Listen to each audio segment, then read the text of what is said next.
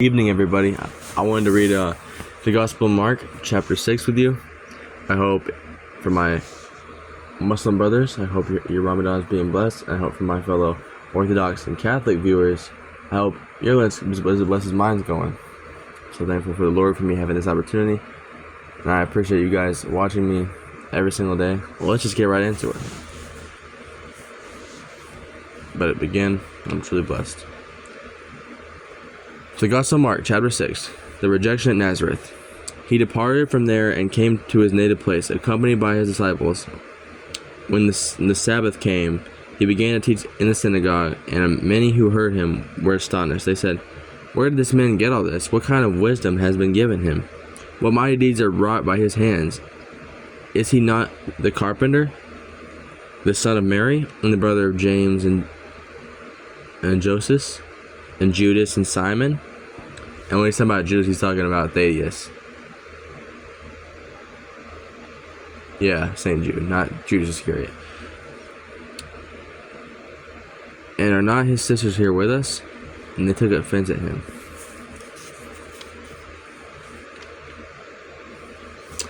Jesus said to them, "A prophet is not without honor except in his native place, and among his own kin and in his own house." So he was not able to perform any mighty deed there, apart from curing a few sick people by laying his hands on them. He was amazed at their lack of faith. The mission of the 12. He went around to the villages in the vicinity teaching. He summoned the 12 and began to send them out two by two and gave them authority over unclean spirits. He instructed them to take nothing for the journey but a walking stick, no food, no snack, no money in their belts. They were, however, to wear sandals, but not a second tunic. He said to them, "Wherever you enter a house, stay there until you leave. From there, whatever place does not welcome you or listen to you, leave there and shake the dust off your feet in testimony against them." So they went off and preached repentance. They drove out many demons, and they anointed with oil many who were sick and cured them. Herod's opinion of Jesus. King Herod heard about it for his fame, and his fame had become widespread, and people were saying, "John the Baptist has been raised from the dead. That's why mighty powers are at work with him." Others saying, "He is Elijah." Still others, "He is a prophet like any of the prophets." But when Herod learned of it, he said, "It is John whom I beheaded. He has been raised up." The death of John the Baptist. Herod was the one who had John arrested and bound in prison on account of Herodias, the wife of his brother Philip, whom he had married. John had said to Herod, "It is not lawful for you to have your brother's wife." Herodias harbored a grudge against him and wanted to kill him, but was unable to do so. Herod feared John, knowing him to be a righteous and holy man, and kept him in custody. When he heard him speak, he was very much perplexed. Yet he liked to listen to him. She had an opportunity one day when Herod, on his birthday, gave a banquet for his courtiers, his military officers, and the leading men of Galilee.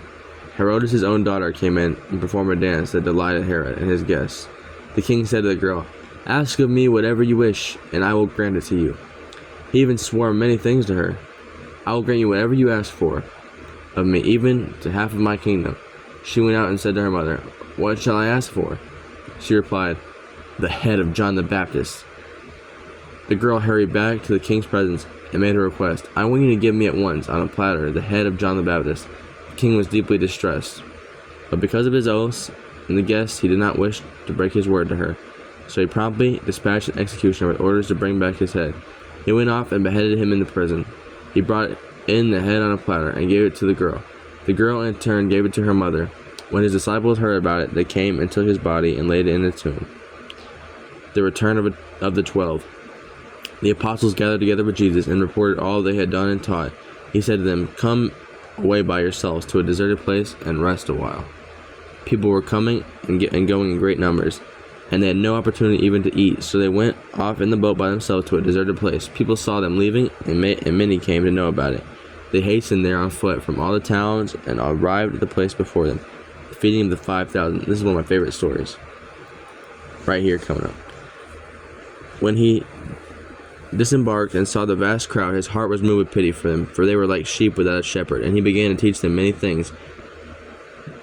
By now it was already late, and his disciples approached him and said, "This is a deserted place, and it's already very late. Dismiss them, so they can go to the surrounding farmers and villages and buy themselves something to eat." He said to them in reply, "Give them some food yourselves." But they said to him, "Are we to go buy 200 days' wages worth of food and give it to them to eat?" He asked them, "How many loaves do you have? Go and see." And when they had found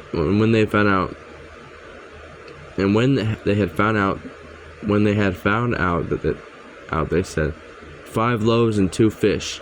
So he gave orders to have them sit down in groups on the green grass. The people took their places and rose by hundreds and by fifties. And taking the 5 loaves and the 2 fish and looking up in heaven, he said the blessing, broke the loaves and gave them to his disciples to set before the people. He also divided the 2 fish among them. They all ate and were satisfied, and they picked up 12 wicker baskets full of fragments and what was left of the fish. Those who ate of the loaves were 5,000 men. So this is when Jesus multiplied the bread and the fish. So another one of his miracles. Probably my favorite stories, though. Last Supper is my favorite, but this is one of my other favorites. It's been a good chapter so far. We got all this stuff going on with Herod. John Baptist is one of my favorite saints, so it's like, yeah, there's even like, I know one of the more like, they call them banned books of the Bible, it said that the daughter of Herodes, she like, her head was cut off by ice or something, which is kind of poetic. She like ordered the death sentence of John the Baptist, his head being cut off, so she got the same punishment, but that's not canon in the Bible, so I wouldn't like take the story of daughter's head getting cut off by ice. It's like biblical, but still, maybe it's true. The walking on the water. Then he made his disciples get into the boat and proceed him to the other side toward Bethesda. While he dismissed the crowd, and when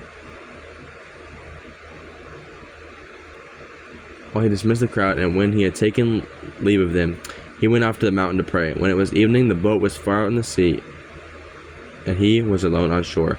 Then he saw that they were tossed about while rowing, for the wind was against them. About the 4th watch of the night he came toward them, walking on the sea. He meant to pass by them, but when they saw him walking on the sea, they thought it was a ghost and cried out. They had all seen him and were terrified, but at once he spoke with them. "Take courage, it is I, do not be afraid." He got into the boat with them, and the wind died down. They were completely astounded. They had not understood the incident of the loaves. On the contrary, their hearts were hardened. The healings at Gennesaret. After making the crossing, they came to land at Gennesaret and tied up there. As they were leaving the boat, people immediately recognized him. They scurried about the surrounding country and began to bring in the sick on mats to wherever they heard he was. Whatever villages or towns or countryside he entered, they laid the sick in the marketplaces and begged him that they might touch only the tassel on his cloak. And as many as touched it were healed. So, again, this might have been one of my favorite chapters so far, and I hope you guys enjoyed it too. It was a little bit of a longer reading, but we have chapter 7 tomorrow, and I'm just like blessed you guys hear me. And remember, God's always with you. I love you, and He loves you. Have a good night, everybody.